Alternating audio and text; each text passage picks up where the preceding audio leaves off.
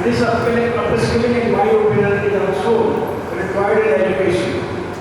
The very purpose of this faculty development program is basically upskilling. That's why we are here. We are doing an upskilling to enrich our mind and soul and excite our imagination how we can graduate from the teaching quality and teaching system that we have at the moment to the new teaching system by which we are in a position to deliver much more effectively, as well as to the point and to the point of the outcome that we wish to promote. So, upskilling of the current workforce is of course a good problem. मेरा ऐसा मानना है कि हजारों लाखों job नए job भी पैदा होंगे। बिकॉज आने वाले समय में आप देखेंगे कि गाँव में अगर प्रॉस्पेरिटी आती है तो दुनिया भर के काम होंगे।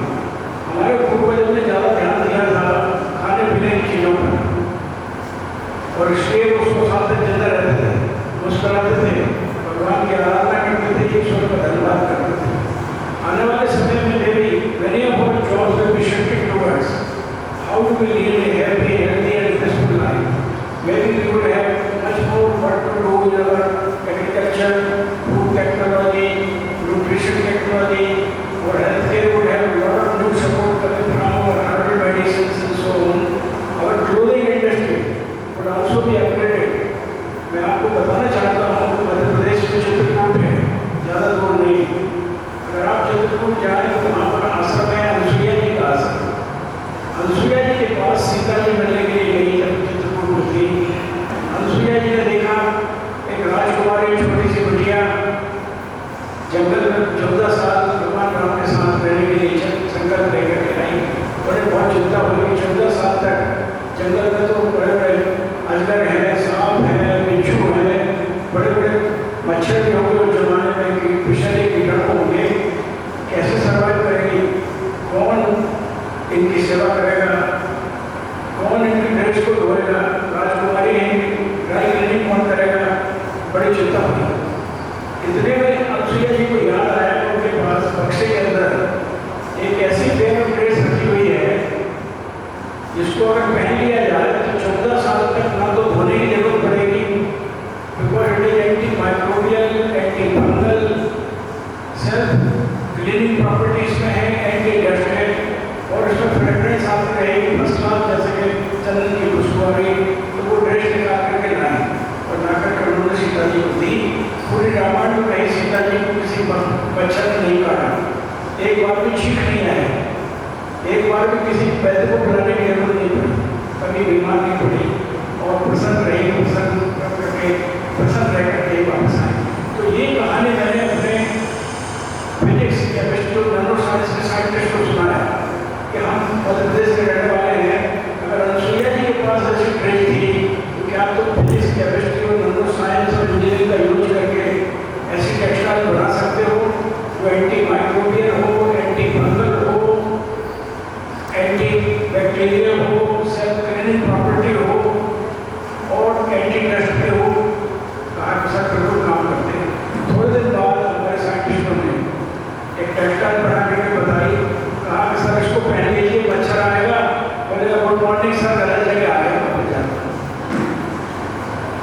इस ड्रेस को पहन लीजिए, आप हॉस्पिटल में घूमते रहिए, कोई वायरल कटेगा आपको ऊपर नहीं होगा, आपको छींक भी नहीं आएगा।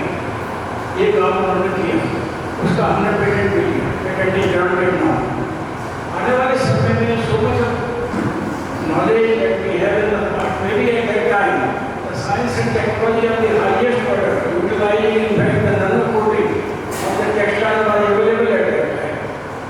हमें वो अभी तो कल्पना लगती है, लेकिन जब उसको आप अपने मॉडर्न साइंस और टेक्नोलॉजी से ट्रांसलेट करोगे तो आपको ये बात समझ आने लगेगी कि किया जा सकता है।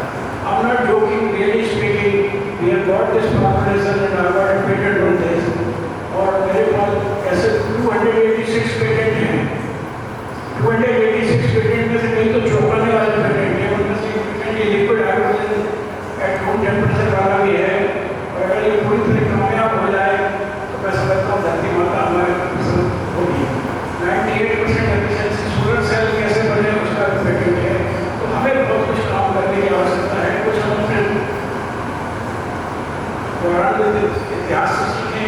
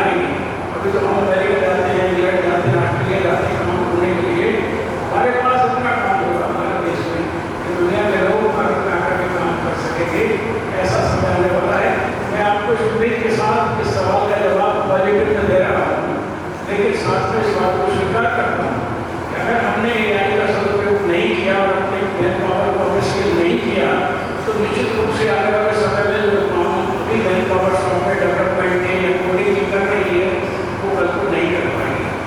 मेरे अपने पोते ने कंप्यूटर साइंस में इंजीनियरिंग की डिग्री की, ये topper course of the university. मैंने उससे पूछा तो कोई चिंता नहीं होती, आने वाले समय में सॉफ्टवेयर डेवलपमेंट का काम तो वसील करेगी।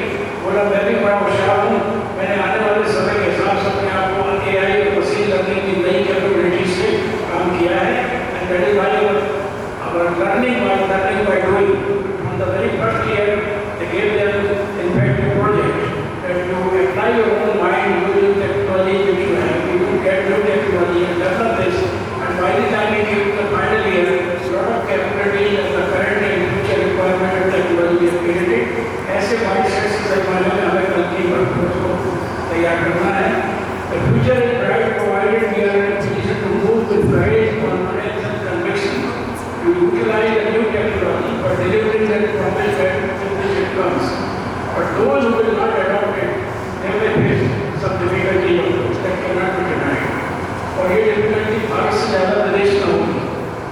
अब ये कहते हो मुझे अच्छा तो नहीं लग रहा, लेकिन मैं ये कह सकता हूँ because India has a capability that we call adaptability to technology. When I was in England in 1984 में हमारे पास डेस्कटॉप कंप्यूटर से रिपोर्ट हो रहे थे इंडिया में। India placed an order for DTC computer set that time. अखबार में एक आर्टिकल छपा कि भारत में इंडिया शुरू किया रिपोर्ट पर छपा थी rather than computers it's wasting so much of foreign exchange report of computer. मेरे को बड़ा गुस्सा आया।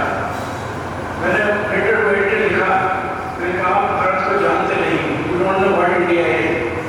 The same very computers which we are importing today, India will be a giant in the utilization of computer and creating capabilities for software development and computer science and IT। और आप देखिए 84 के बाद दौड़ लगी, India became the powerhouse for IT manpower and the whole world recognized it। So India has the capability to use new technology। उस समय चिंता हो रही थी कंप्यूटर्स आएंगे, हमारे टाइपराइटर में काम करने वालों को क्या होगा, बहुत सा काम जो मैनुअल होता है उसको ऑटोमेटेड हो जाएगा, मशीन के साथ कंपोनेंट हो जाएंगे, ऑटोमेशन सॉफ्टवेयर पे है, वो सारी चिंताएं खत्म हुई। And India was able to write to great glory even today it is among the top 4 economies of the world, not an ordinary thing to achieve। And all this has happened because of the adaptability of the workforce of our own motherland। We are more innovative, we are more adaptive, and we take the challenge and we transform that challenge into an opportunity। We meet the challenge, we greet the challenge, and we transform the challenge into an opportunity।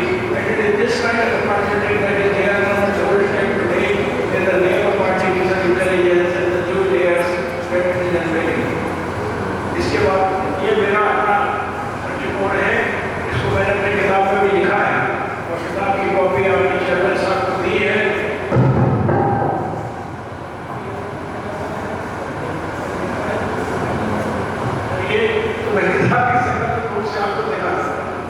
ये किताब है the making of a new India, जिसमें इस बात को कहा गया है कि Indians are by nature highly adaptive and highly innovative and therefore the kind of threats that AI is currently posing, India would be able to convert that into great opportunity and we would be able to contribute significantly to the rise of artificial intelligence and its applications and new layers of path-breaking research and technology।